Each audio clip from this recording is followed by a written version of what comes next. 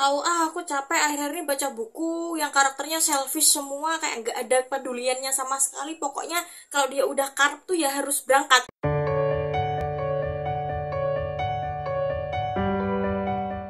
Hai, apa kabar? Gimana? Masih bahagia? Seperti yang kalian lihat di thumbnail, aku bakalan nge-review buku yang baru aja aku selesain. Dan buku ini datang dari penulis lokal, yaitu adalah Kak Nela Neva. Yap, bukunya adalah Alamanda karya Kak Nela Neva.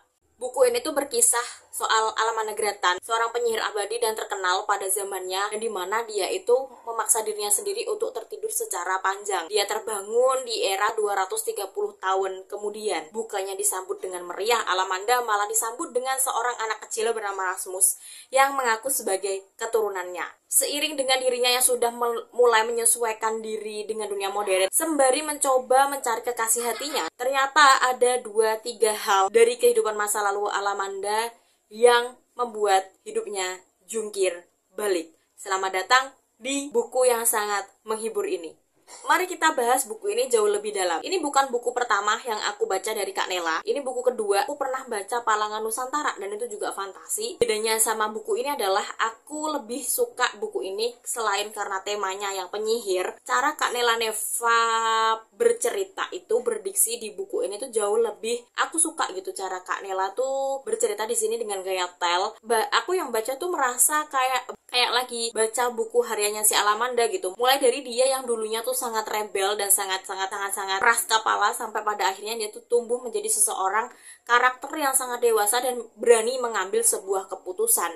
Apalagi karakter-karakter lain yang mendampingi Alamanda di sini tuh punya porsi yang menurutku pas, dan juga developer yang nggak kalah keren, terutama si Mongwa, kucing hitam yang dia tuh bisa ngomong karena kena spell dari Alamanda. Dia tuh di sini digambarin sebagai karakter kucing yang sangat sarkas, sangat ambekan dan juga suka kabur gitu. Tapi di sisi lain dia tuh sangat peduli gitu dengan orang-orang di sekitarnya. Tapi yang membuatku suka itu bukan karakter ini tuh nggak diceritakan secara gamblang kalau oh aku tuh begini karena aku peduli, oh aku begini karena aku suka gitu. Tapi digambarkan dengan cara tindakan gitu. Kayak Mongwa yang tiba-tiba tuh hilang, tapi di sisi lain dia tuh sebenarnya lagi nyari bantuan nih buat membantu Alamanda yang lagi enggak bener hidupnya. Soalnya menurutku karakter Alamanda itu chaotic banget gitu loh. Chaoticnya tuh kalau pernah baca buku Caraval series dan juga Once Upon a Broken Heart,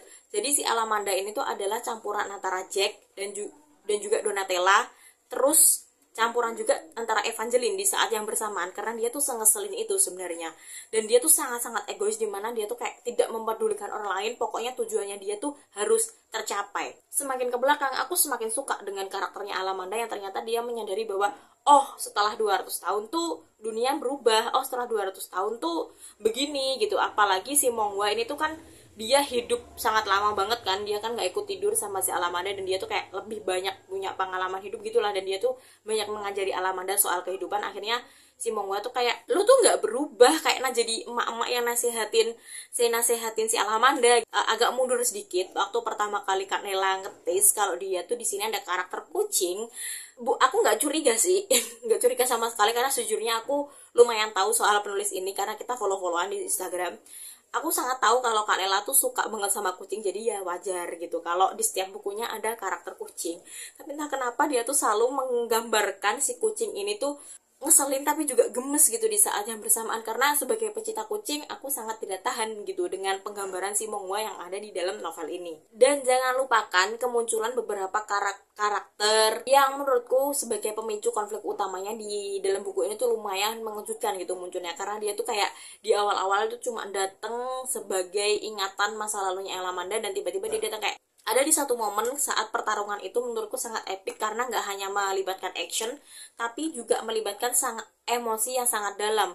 Dan di situ aku sempat berkaca-kaca bacanya, karena kayak di satu titik itu aku sadar bahwa serebel apapun lu di mata orang-orang sekitar lo tuh tetap yang terbaik gitu, walaupun mereka tuh capek mungkin nasihatin lo, walaupun mereka capek berurusan sama lo dan kadang mereka pergi, tapi sebenarnya mereka tuh peduli, sebenarnya mereka sayang, dan karena itulah dia nggak pengen kehilangan lo gitu. Untuk plot buku ini tuh awalnya bakalan maju gitu, dan kita bakal disuguhi dengan banyak rahasia kayak Alamanda tuh ngetes bahwa oh 250 tahun lalu tuh gini, oh 250 tahun lalu tuh begitu, oh dulu tuh gini, dan ini tuh nggak ada.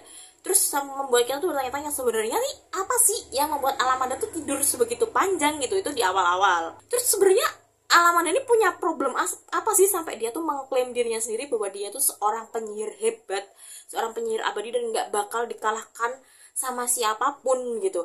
Dan itu capek sih jujur waktu tahu kan narsisan Alamanda tuh kayak ketemu karakter yang gini lagi gitu. Nah, pertanyaan kita tuh waktu tinggi-tingginya, penulis tuh langsung menyeret kita ke masa lampau gitu untuk menceritakan kisahnya Alamanda zaman dahulu, tapi melalui ingatannya Alamanda gitu. Untuk endingnya sendiri tuh nggak menggantung, bahkan cukup bagus ya. Nggak kayak buku Palangan Nusantara yang dulu aku baca karena sangat-sangat menggantung dan tidak tahu nih mau dibawa kemana, nggak ada lanjutannya juga sampai sekarang. Buku ini ditutup dengan sangat baik, dimana ya bisa ditebak. Begitulah pokoknya. Aku kasih buku ini rating 4,2, cukup tinggi karena aku jarang banget cuy kayak sesuka itu sama fantasi lokal gitu. Nah, buat kalian yang udah baca buku ini, gimana sih pendapat kalian soal buku ini? Tolong kasih tahu aku di kolom komentar beserta ratingnya ya. Terus kita diskusi nih di sana. Kira-kira apa sih yang buat kalian suka sama buku ini dan apa yang buat kalian nggak suka sama buku ini? Gimana? Kalian suka dengan ulasan aku? Aku punya ulasan-ulasan lain nih soal buku fantasi, buku thriller, bahkan punya beberapa rekomendasi buat kalian. Jadi kita ketemu di sana ya. Sampai jumpa.